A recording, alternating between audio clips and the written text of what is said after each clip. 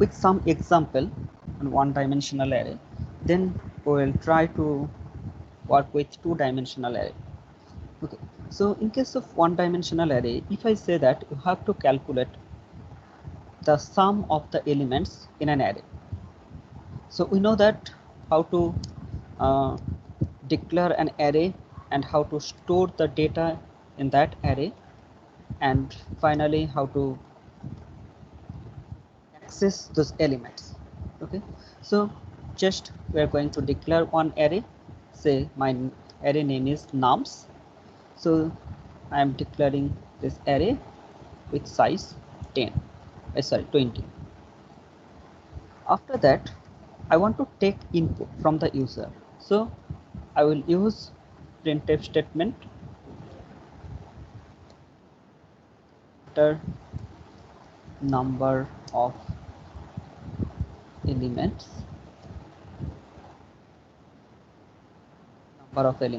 so this is basically the value of n.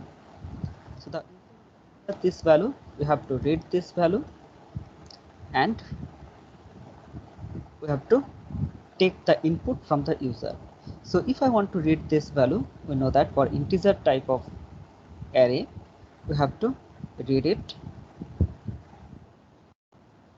So first we are taking n as input. Now I will copy these lines. So I have to take the input from the user, so I will use a loop. So we know that array index starts from 0, so it will start from 0. I will run up to less than n and then I plus plus. So in that way we are going to take this input.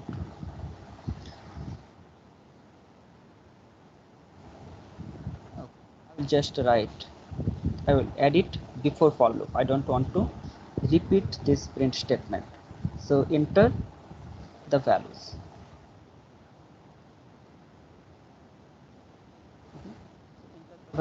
Now the user will enter the value. So where it will be stored? It will be stored in ARR I. So at the beginning of this iteration, I equals to 0. So the first element will be stored at ARR 0, then ARR 1, in that way up to ARR n minus 1, because total number of element is n. So at this moment, you have to understand that the value of n, so we can just write that n, the value of n should be less than 20. Okay, it should be less than equals to 20. We can't use larger value. Okay, so array sum of array elements. So in that way we have to take this input. After taking this input, But if I want how to will the user know that? Yeah. Hello. So how will the user know that he has to enter less than 20 elements? No, that's why I'm printing this message. Oh, okay. That's why I'm printing this message, because we have declared the array size, maximum array size is 20. So if the user enters more than 20 elements, then that much of memory is not allocated. So that's why we should not use the value of n greater than 20. So we are instructing the user. So if I run this program, user will get this message that he has to enter a value of n which is less than equals to 20. But if we want to allocate memory dynamically according to our requirement, then dynamic memory allocation is there. We will come to that later. Okay, we'll discuss it later. Now, after taking this input, I want to calculate sum of the elements. So again, starting from 0, I will calculate sum. So first I have to declare a variable I, because we are using I as iterator. Then I have to declare the variable sum. I will set this value to 0. So initially sum equals to 0, otherwise the value will be garbage. Okay, so that values which are being stored in array, those elements will be added with garbage, so we will not get expected output. Okay, so here what we will do, So we are going to calculate sum equals to sum plus array I. So if this loop runs, then it will calculate. So this line will basically calculate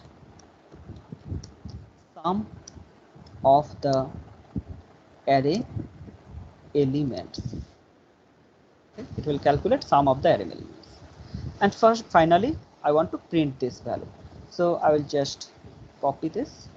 So the result is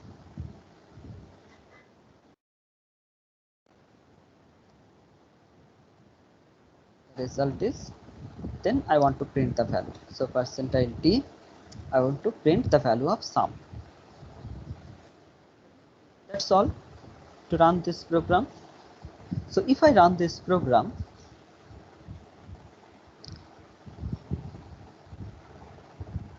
just check. Oh, we have not declared the variable n, so we have to declare it. Then run this program again. What happened? Oh, sorry. Here it's nums. Later on I am using error.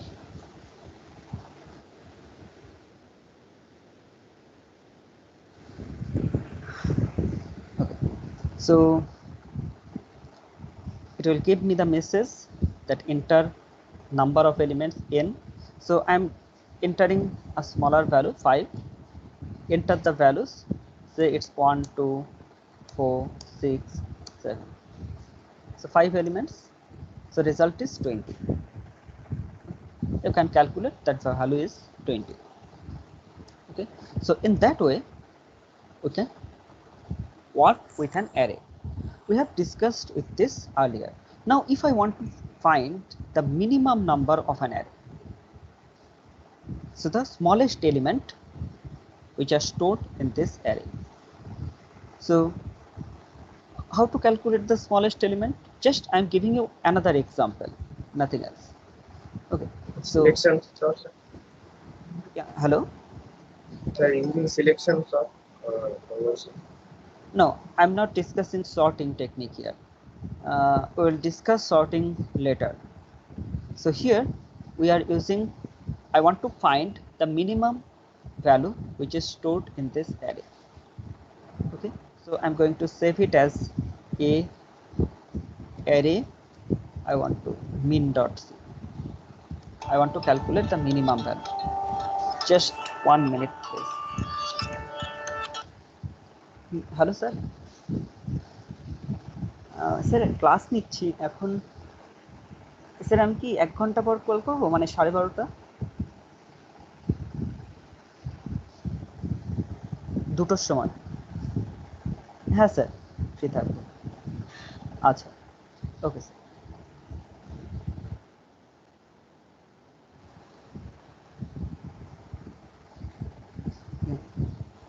So I want to calculate minimum value. So instead of calculating sum, I want to store the minimum value. So I'm declaring a variable min. Okay, so I have to take the input for the array. The same thing will be written here. Now, here my objective is find the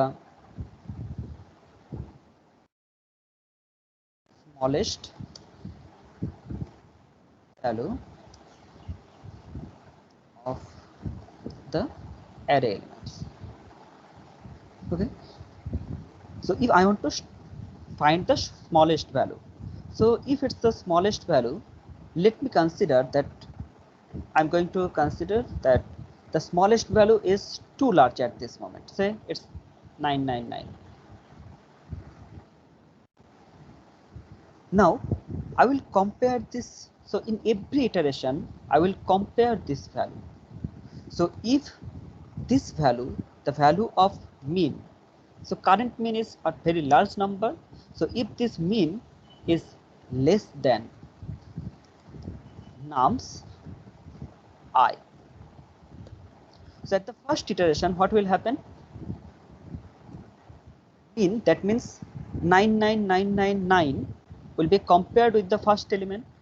So if it's less than, So if the first element of nums I, or that means nums 0, is less than min, okay. So if this value, equal to num set. so nums I, if this nums I is less than min, which one is the minimum value? So min equals to nums I, it will be the minimum value. So in this array, let me consider that the first element is 10. So 10 will be compared with this value. So as 10 is less than min, then which one is minimum here? 10 is minimum. So 10 will be stored in this position. Okay. So in min, the value of min is being updated. Now in the next iteration, when I equals to 1, the current min will be compared with the second element of this array.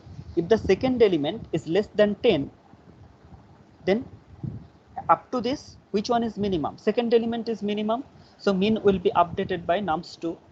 If the third element is greater than min, then the condition is false, so it will not enter this block. So current min will remain same. So in that way, it will compare each and every element, and finally we will get the output. Okay, so if I run this program, I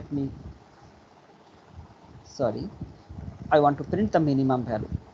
Okay, so if I run this program, let me consider that I have 5 elements.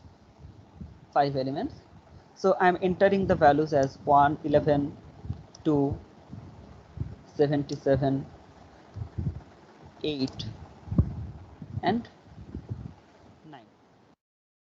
So which one is minimum here? Obviously 2.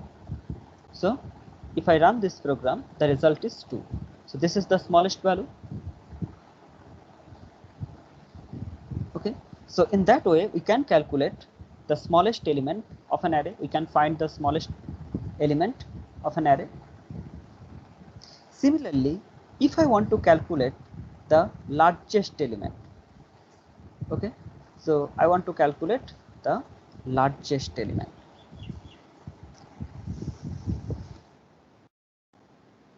I want to calculate the largest element.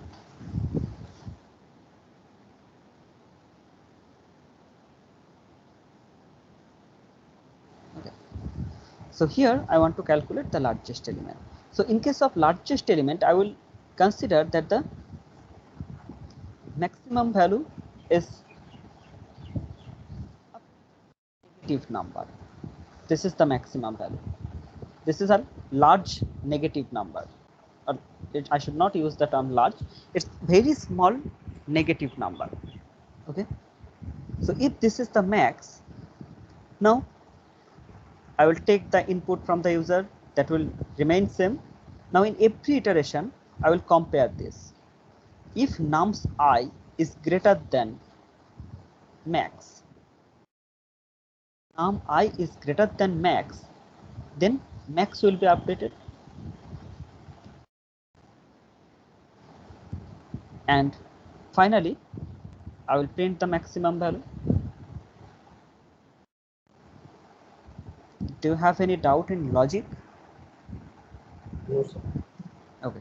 So if I run this program, let me take 5 input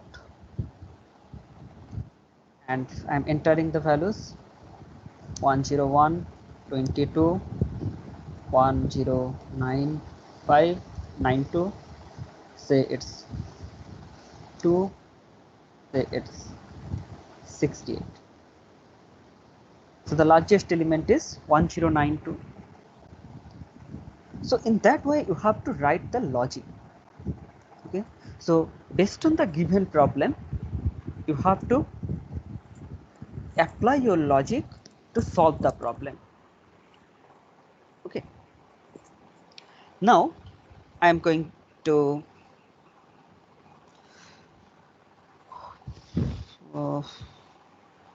this one. After that, Uh, this is how to work with one-dimensional array. Now I will give you lots of problems on this one-dimensional array. Even we will discuss sorting and searching technique. Okay. Now I am going to declare two-dimensional array. So before going to two-dimensional array, we have to understand that where we have to use this two-dimensional array. In mathematics, you have learned that matrix. So in case of matrix, it's a collection of some elements which are represented in two-dimensional array. Okay. So that can be represented in two-dimensional array. In C program, we will say that it can be stored in an array for which dimension is 2. Even according to our requirement, we can declare multi-dimensional array. It's not only 2 dimension. So we may have 1 dimensional array, 2 dimensional array, or n number of dimensional array. Okay. Now how to declare a 2 dimensional array and how it will be stored in system? We have to understand it first.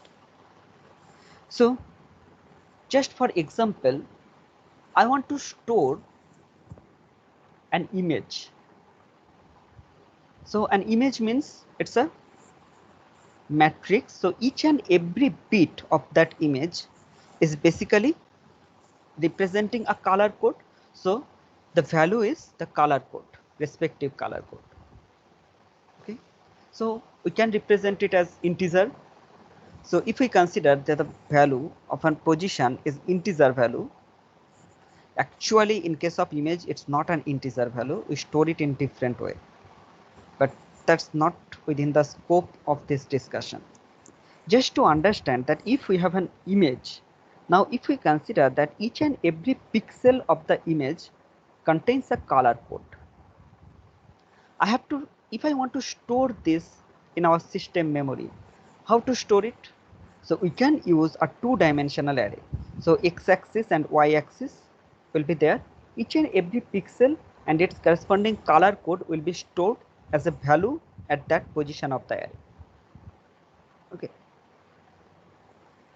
So in that way, we can store an image, but actually in reality, we are not storing it in this way. Just I'm giving you one example so that you can understand that why we are using compression. Okay, compression is not the part of the syllabus, but as a student of computer science, you should understand that if I want to store an image, then what is happening in the background. Okay, just though it's not according to your syllabus, but I want to discuss it here if you don't have any objection. Shall I discuss? Yes, sir. Okay, so let me show you that I'm considering one image. So if I consider this image, let me consider that the resolution of the image is 124 cross 768 probably. This is a standard resolution. I can't remember the exact value, but if I say that this is the standard resolution.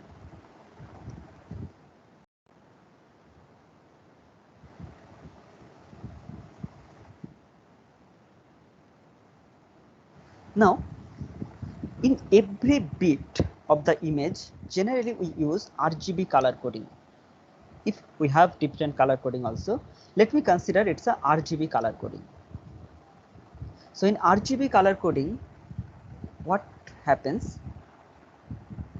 1 byte for red, 1 byte for blue.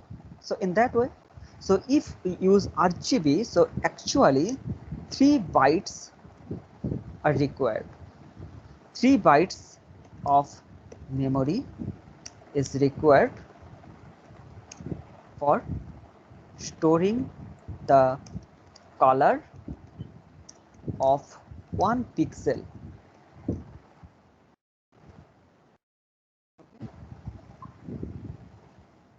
you understand? Any doubt here? So for storing 1 pixel, we have to store the color code. So in RGB format, we will require 3 bytes of memory, 8-bit for. So it's a combination of RGB. So 8-bit for each and every color code. Okay. Now for this resolution, how much memory is needed? So it will be simply the memory consumption for this one will be 3 bytes for each pixel. It will be multiplied by 1024. It will be multiplied by 768. Okay. So this number of bytes. So if we divide it into so what will be the actual size of this file? If I store this image in system, the actual file should be approximately 2.36 MB, this number of bytes. So that means 2359 KB. So 2.359 MB. But if you store an image having this resolution, the actual file size is very, very less compared to this. Even if you have a camera with 32 pixel, 32 megapixel. Okay, so in that case, 32 megapixel means for this number of pixel values can be captured. Okay, so if it's 32 megapixel, then for each and every pixel value we need 3 bytes of data. So how much memory is required for storing one image of 32 megapixel camera? It will be 96 MB. But if you check the file size, it will be few MB only, 2 MB, 3 MB, like that.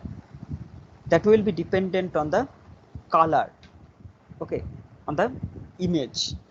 If the image is completely white, size will be few bytes. If the image you have captured has different types of combination of colors, then the size will be increased. So for that purpose, we use different types of encoding technique.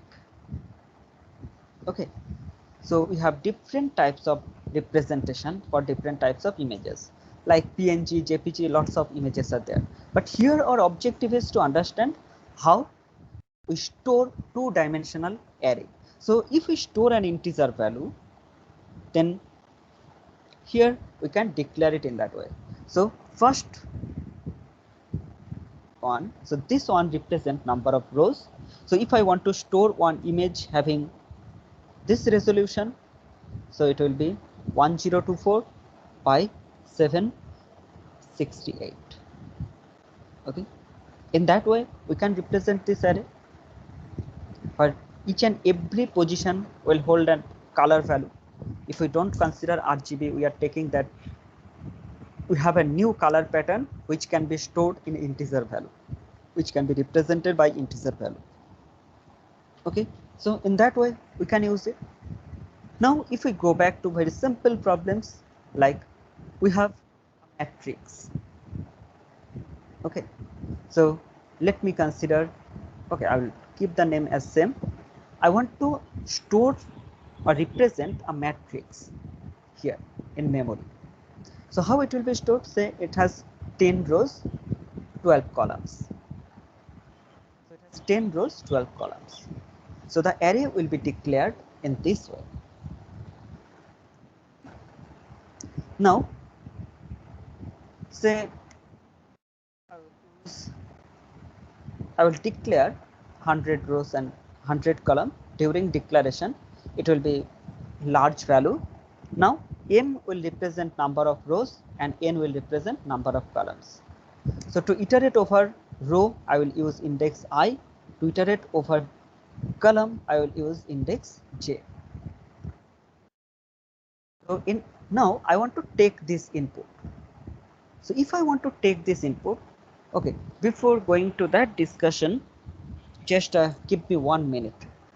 I need to connect my device.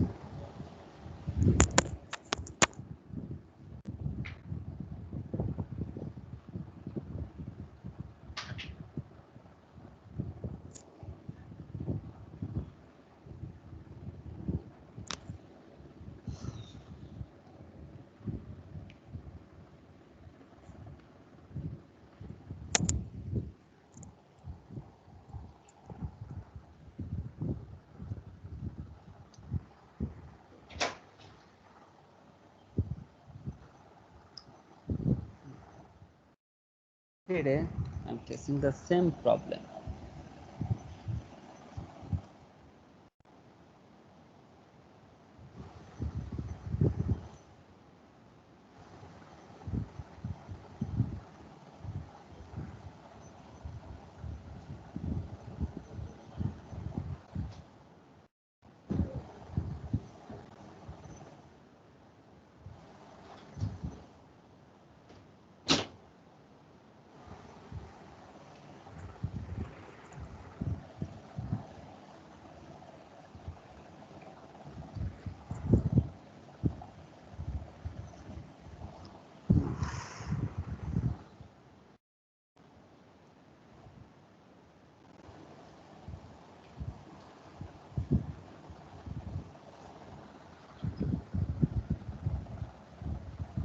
So if I consider one-dimensional array, so we know that the memory will be allocated in that way. Okay, so in that way the memory is being allocated. So first element will be stored here, second element, third element, in that way. So when we are declaring this array, sorry, if I declare this array with size 100, okay, I'm declaring this array with size 100. So that means for if the data type of array is integer and one integer value requires 4 bytes, so 400 bytes of memory will be allocated from one memory space. So it will be a block of memory. They are consecutive, we know that. So if the first address of the first element is 2000, address of the second element will be 2004, address of the third element will be 2008, like this. Okay, so in that way this memory is being allocated. Now if I consider two-dimensional array,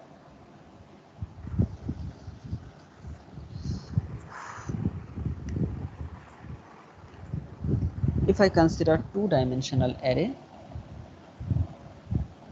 then logically the memory is being allocated in this way.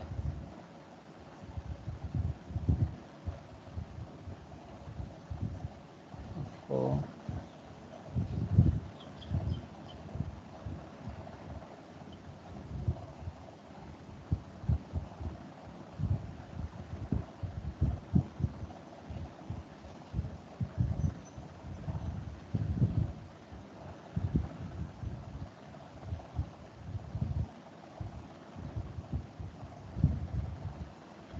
logically the memory will be allocated in this way.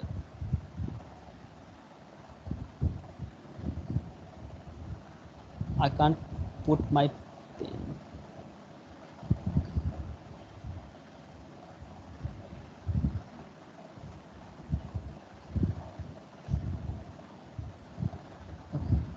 So logically the memory will be allocated in that way, but actually in physical machine the data will be stored in hard disk or secondary storage or in main memory, RAM.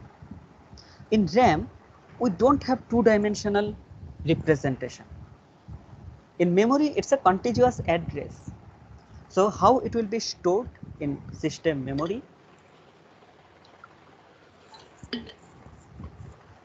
It will be a contiguous allocation. So contiguous allocation means, oh, sorry. If the value is say 10, second value is, sorry.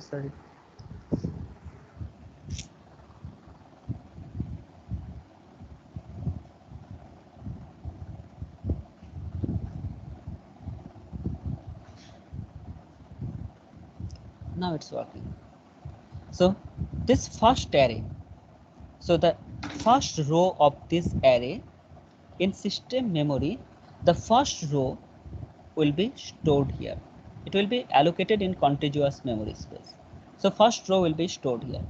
Say the second row, if I represent it in that way, then the second row will be stored here. So after end of the first row, second row will be stored. At the end of the second row, third row will be stored. In that way, in memory it will be stored. So just for example, I'm considering what is the dimension of this array?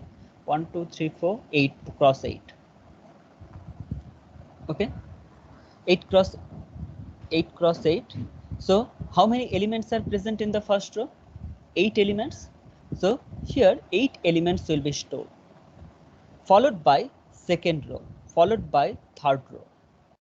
So it is obviously dependent on system architecture. So basically we have two types of representation.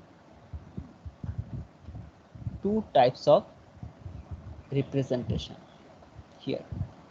So what are the representation? One is row measure representation. How a two-dimensional array or multi-dimensional array is being stored in system memory. There are two types of representation. One is row measure representation, another one is column measure representation. In case of row measure representation, row by row will be stored. In case of column measure representation, column by column will be stored. So in case of column measure representation, it will allocate the elements of the first column will be stored first, followed by elements of the second column, followed by elements of the third column, in that way. Okay, but in both of these cases, the memory block which is being allocated for this array, as the size of the array is 8 cross 8, it will allocate a memory block 64 into 4 bytes, which is contiguous. So the whole memory will be a single block. It will be allocated from a single block. It's not like that one element is stored at 2000 address, second element is stored at 3000 address. It will never happen in that way. So one by one row, if it's a row measure order, then one by one row will be stored. If it's a column measure order, then the elements of a column followed by elements of the second column, in that way the memory will be allocated. Okay, so how to declare this? It's a two-dimensional. So during this declaration, we have to declare it in this way. If I want to declare it, so in that case, if my array name is ARR, then number of row followed by number of column. Okay, so if m is number of row and n is number of column, in that way it will be allocated. In most of the systems, even which systems we are using, in these cases we are using row measure order. Okay, so if we consider GCC compiler or this type of environment, then the data is being represented in row measure order. So column measure order is also used in some systems, but we will not discuss column measure order. Okay, any query do you have from this section? How much we have discussed? Sir, for row meter there is a formula. Shayok? Sir, row meter is a formula that formula explain sir. The W base address plus number of bytes. I will come to that. Just here I will come to that.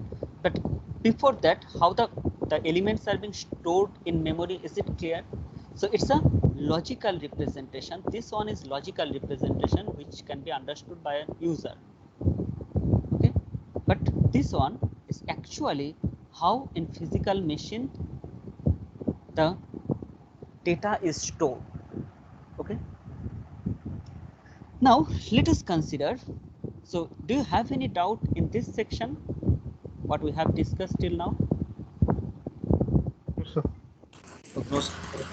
So whether it's a row measure or column measure, we are saying that the memory will be allocated from a single block. So it will be a contiguous memory space. Okay. So if it's a contiguous memory space, then obviously the address, what will be the address of the array? So basically we say that address of an array is the address of the, it's basically it represents the address of the first element. Okay, it's the address of the first element. So if we consider a small array, say it's 4 cos 5, okay, 4 cross 5, so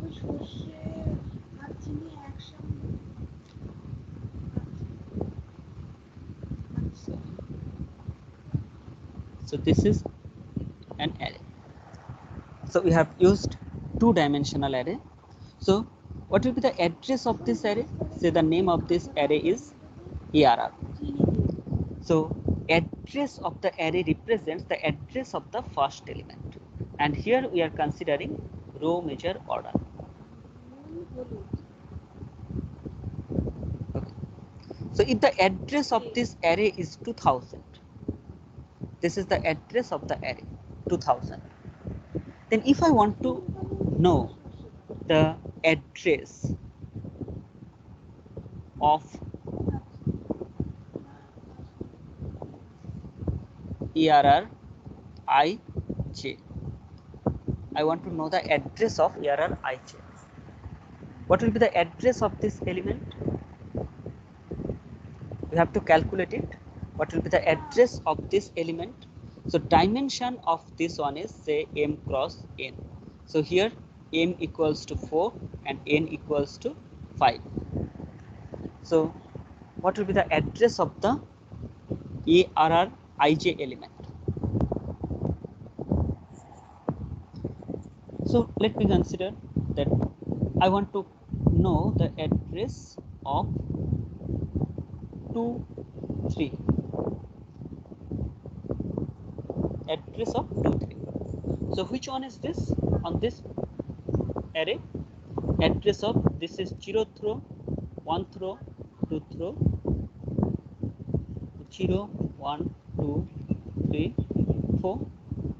So 2, 3 means this row, this value. Okay. So what will be the address of this? So by base address of the array is this. So base address or address represents the same thing. So this is base address.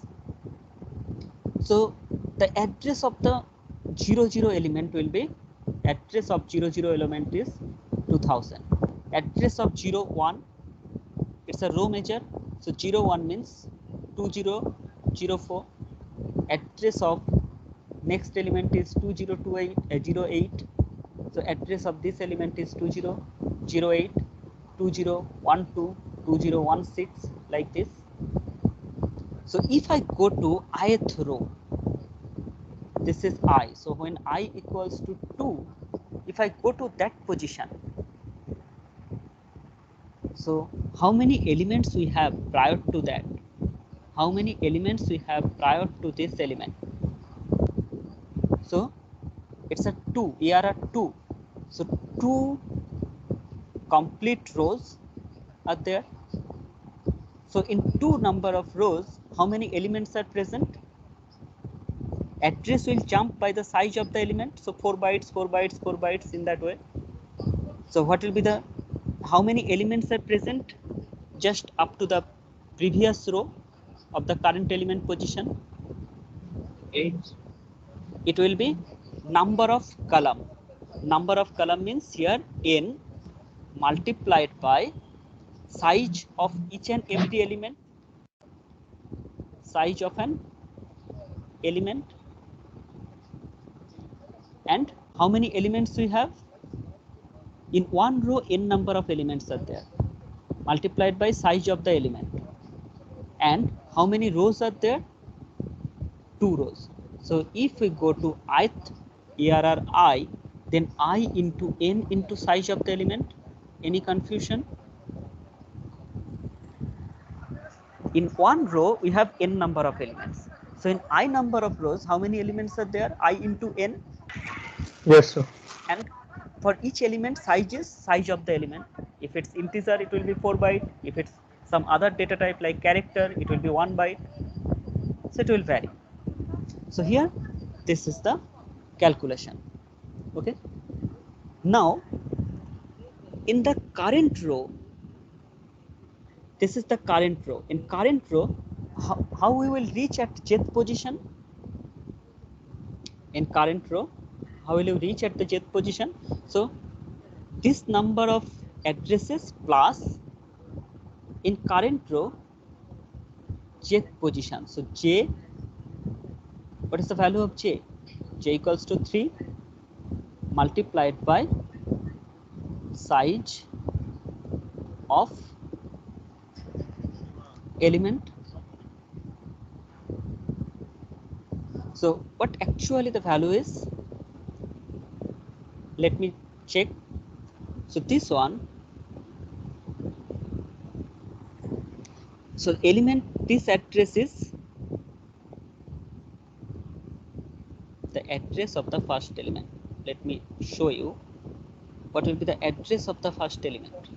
This address is 2000, it's 2004, so plus 4 plus 8, this one is plus 12, this one is plus 16. The next position is 2000 plus 20 plus 24 plus 28 plus 32, 36, then 40, 44, 48, and this is 52. So the address of this element is basically 2052. This is the address of this element. From this equation, let us calculate what is the value of I. I is 2, j is 3. So 2 multiplied by n. N means, what is n? N equals to 5. Okay, plus j. What is j? J equals to 3. So plus 3, you can just multiply it by size of the element. Okay, so what will be the value? 10 plus 3, 13. So 13 multiplied by 4. So that means 52. Okay, 52. So base address, if the starting address is 2000, then what will be the address of this position? So it will be 2000 plus this. Okay, 2000 plus this. So in that way it will be calculated. So if I want to calculate the position or the address of ijth element, it will be base address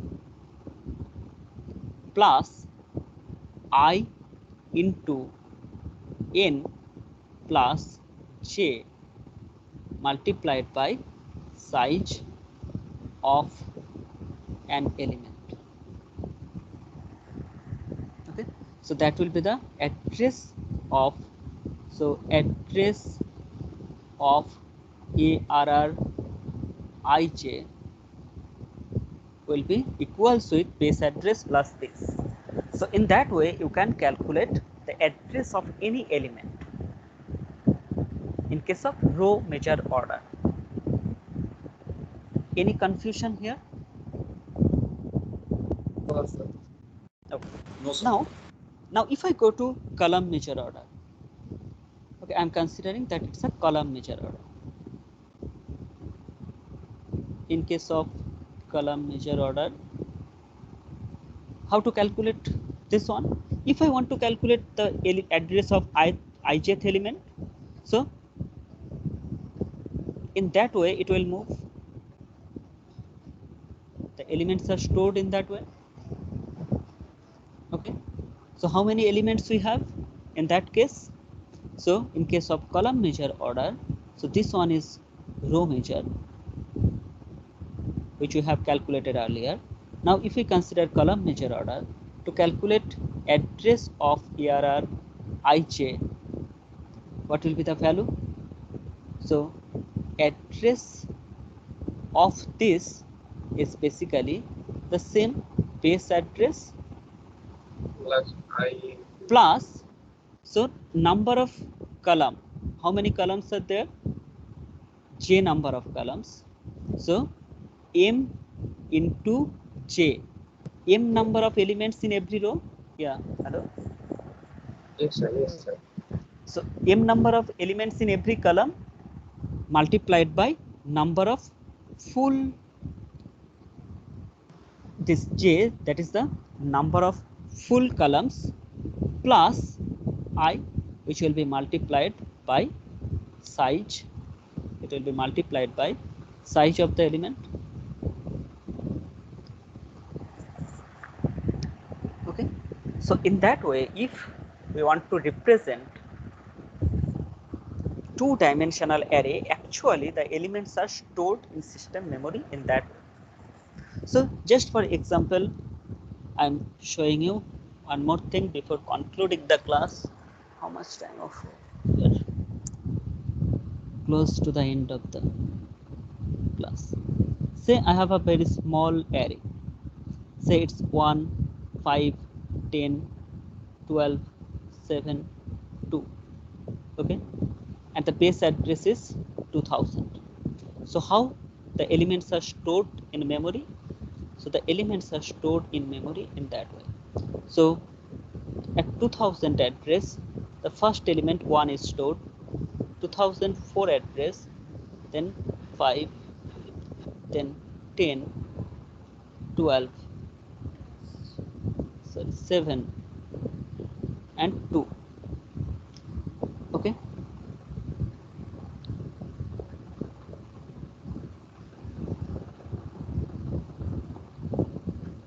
my god.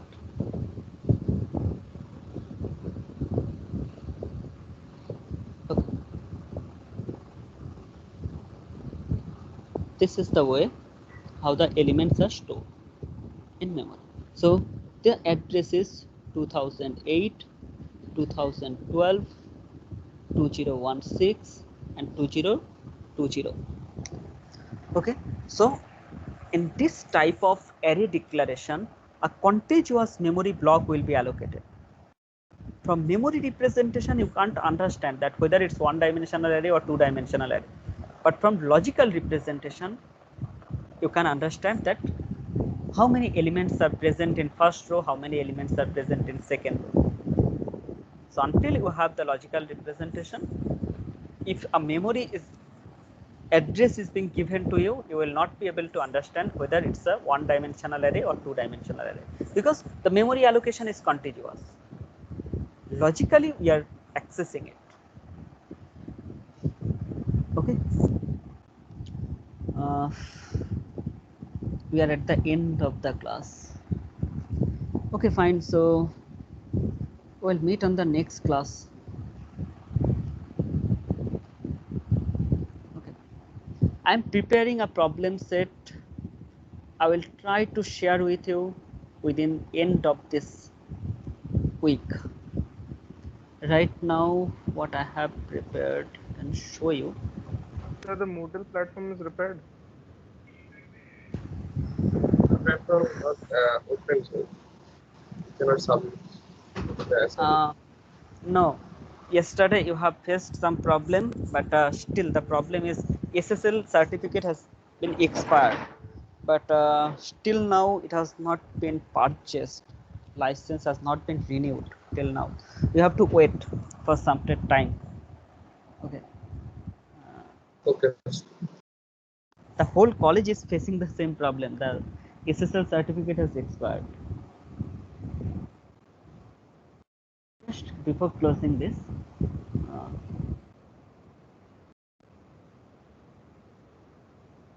paper code is 291. This one.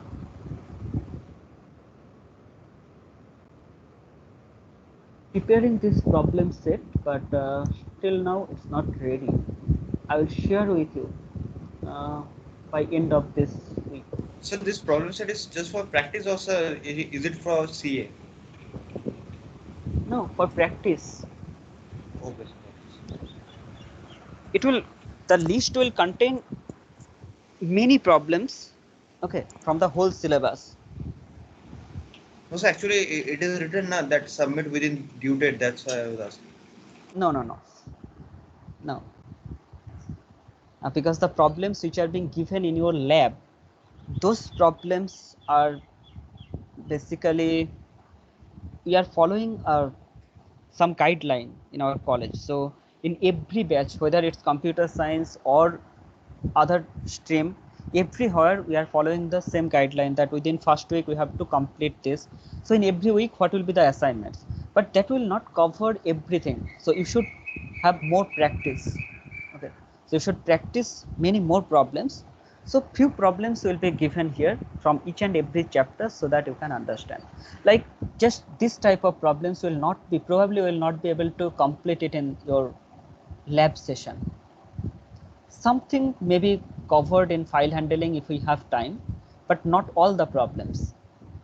So here, this type of things cannot be covered in lab session. So we will cover it in theory classes or in extra time during lab. Okay, multi-file program, we don't show multi-file program in lab because the same guideline we are following there. So we have to practice these things outside of the class also.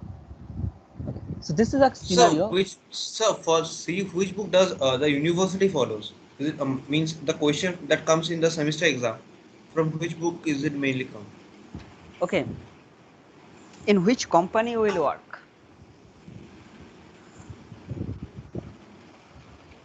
Sir, can you repeat the question? In which company do you want to work? So Do me you know it? personally? No, sir. Yeah. Do you have any idea that right now you don't have any plan that I will join here? So basically, you have to compete with all the students of different university. Yes. So forget about MACOUT. Your classmates are not competitor of you. Definitely, Okay. sir. No, sir, I was So, not asking for that. I was asking for the theory part, sir. Basically, for the theory part, which book should we follow? That's why I was asking. yeah. Means the So syllabus. Means so the syllabus is not same in every book, right? Means like we just have a adequate portion of the whole syllabus. So, yeah. sir, that's why, sir, I was asking that which book should we definitely follow? Like, let us see, or which should be our main book? Like Balaguru Swami, or sir, let us see, or which one? That's why I am telling you that forget about the syllabus. You have to read two books at this moment. One Yes, is programming using C. yes, Okay. So this programming using C is basically written by Gottfried. okay, sir. Okay. You have to read this book, and after reading this book, if you have time or at the end of the semester when you will get some free time, you should start reading the book written by Ricci. Yes, I got it. Okay. So Sir, Rima Thareja? I will never suggest. I will never suggest Rima Thereja. The problems are, most of the problems are solved. So you can get a good marks if you follow that book, but you will not be a good programmer. You should practice and you should solve problems by yourself. This is the base. So if you have any deficiency in this semester, then you will not be able to cover it in upcoming semester. Like in next semester you have data structure, in fourth semester you have design analysis of algorithm, in fifth semester you have operating system, networking. So in every semester you have to read this, you have to write some program using C programming language. Okay, so try to cover everything from this Programming with C by Gottfried. Okay. Just one thing I will suggest, that never think that your university, the students of university is, these students are not your competitor. Your competitors are basically who will appear in campus interview. So there is no syllabus, there is nothing. So you have to So one prepare book you said accordingly. programming with C, Gottfried, and other one? Other one is the author of the C program, Ricci. Okay, sir. Richie. Yes, sir. Learning and Yeah, Richie. but you Yes. can't start just if you don't have basic knowledge, then you can't start Ricci immediately. So I will suggest you not to read that book at this moment, because to read only one page at this moment, if you start reading that book, you will stuck in any page and you will not be able to read one page or understand one page in 1 week. Okay, if you start reading that book. So better is at the end of the semester, you have 15 days gap or 10 days gap, start reading that book from that time. Okay. Okay, anything else? No, sir.